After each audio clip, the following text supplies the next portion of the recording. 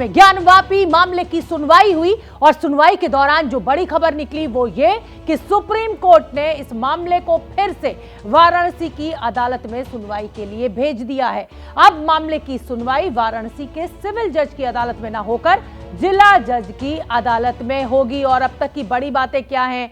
मस्जिद परिसर में मिले दावे वाले शिवलिंग को संरक्षित रखे जाने का आदेश लागू रहेगा। निचली अदालत आवेदन का निपटारा करे, ये कहा सुप्रीम कोर्ट ने अपने आदेश में। निपटारा होने तक अंतरिम आदेश जारी रहेगा, ये भी कहा सुप्रीम कोर्ट ने। अंतरिम व्यवस्था से सभी के हित सुरक्षित रहेंगे। खास तौर पे मुसलमान पक्ष का ये कहना था कि हमें सुना नहीं गया, हमारे वजूखाने को संरक्षित नहीं किया गया। उसको लेकर भी आज सुप्रीम कोर्ट ने डीएम को आदेश दिए। जिला जज को ये मामला भेजना चाहते हैं, ये सुप्रीम कोर्ट ने कहा। जिले जज को 25 साल का अनुभव होता है और जिस जज की अदालत में अब ये पूरा मामला गया है उन्हें 32 साल का अनुभव है। हम आदेश नहीं देंगे कि जज अपना काम कैसे करें, ये बड़ी टिप्पणी सुप्रीम कोर्ट ने की। और ज्ञानवापी मस्जिद के सर्वे को लेकर देश में सियासत भी खूब जमकर हो रही है। आज ही जेल से रिहा हुई समाजवादी पार्टी के नेता आजम खान ने ज्ञानवापी को लेकर कहा कि ये केस तेजी से आगे बढ़ रहा है, तो वहीं शुरू से सर्वे का विरोध कर रहे असुद्दीन ओवैसी ने कहा कि सुप्रीम कोर्ट से ही न्याय की उम्मीद बची है। बाबरी मस्जिद मूवमेंट और बाबरी मस्जिद के केसेस बहुत लंबे अरसे तक चले, लोकल कोर्ट्स में चले। 22/23 दिसंबर 1949 की रात जब एसडीएम का एक ऑर्डर पास हुआ, उसके बाद से लेकर डिमोलिशन तक, या यूं कहिए कि जब सुप्रीम कोर्ट के चीफ जस्टिस साहब की बेंच का फैसला आया, उस वक्त तक कई दहाइयां गुजर गई। लेकिन जिन मसाजिद का जिक्र आप कर रही हैं, इनकी मुकदमों की स्पीड लोकल कोर्ट से लेकर सुप्रीम कोर्ट तक चंद दिनों में तय हो गई है। लिहाजा मैं, क्योंकि खुद भी वकालत का स्टूडेंट होने के नाते आपसे ये कहना चाहूँगा कि हमें इस स्टेज पर न सिर्फ ये कि मुझे बल्कि किसी को भी इस स्टेज पर किसी किस्म की राय इसलिए नहीं देना चाहिए कि उससे मुल्क का माहौल भी ख़राब होगा और इंसाफ पर से लोगों का भरोसा भी मुतज़लज़ल होगा। हम तो ये उम्मीद कर रहे हैं कि चाहे सुप्रीम कोर्ट हो, लोअर कोर्ट हो, हाई कोर्ट हो, वो जो बाबरी मस्जिद के टाइटल सूट में सुप्रीम कोर्ट ने कह दिया कि 91 का एक्ट भारत के संविधान के बेसिक स्ट्रक्चर का हिस्सा है, हम पूरे कोर्ट्स को चाहेंगे कि उसको इम्प्लीमेंट करें।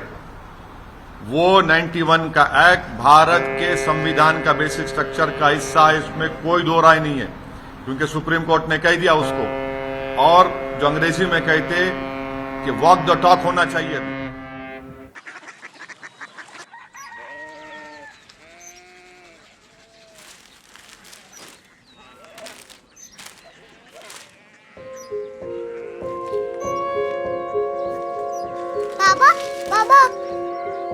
Korea city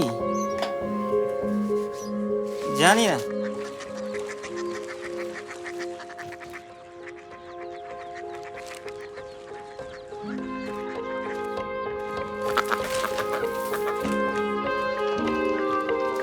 Korea city? हाँ।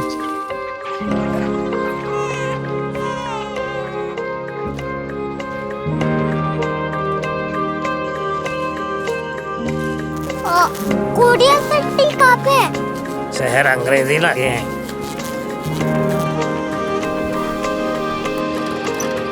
Korea city.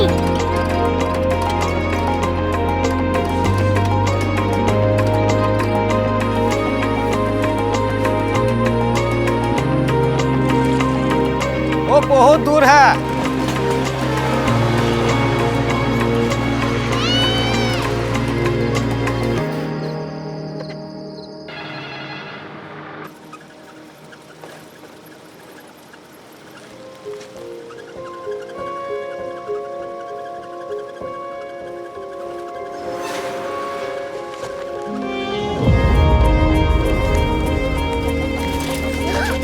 कोरिया क्यूरियोसिटी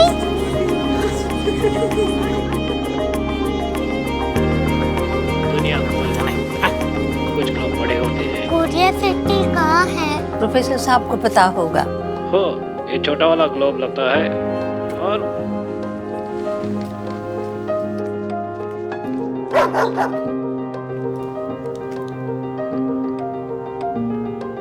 पता नहीं, मेरी बेटी से जाके मिल लो, शायद उसे मालूम हो।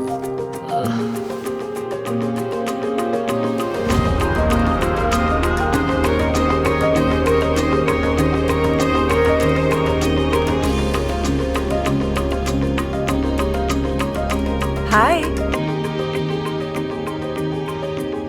बाबा ने भेजा है। Come here.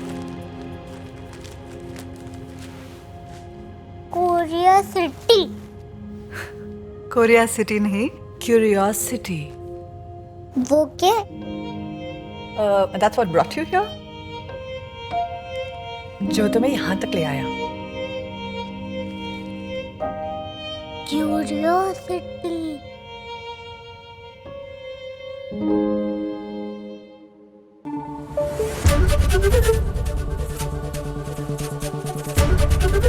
एबीपी न्यूज आपको रखे आगे।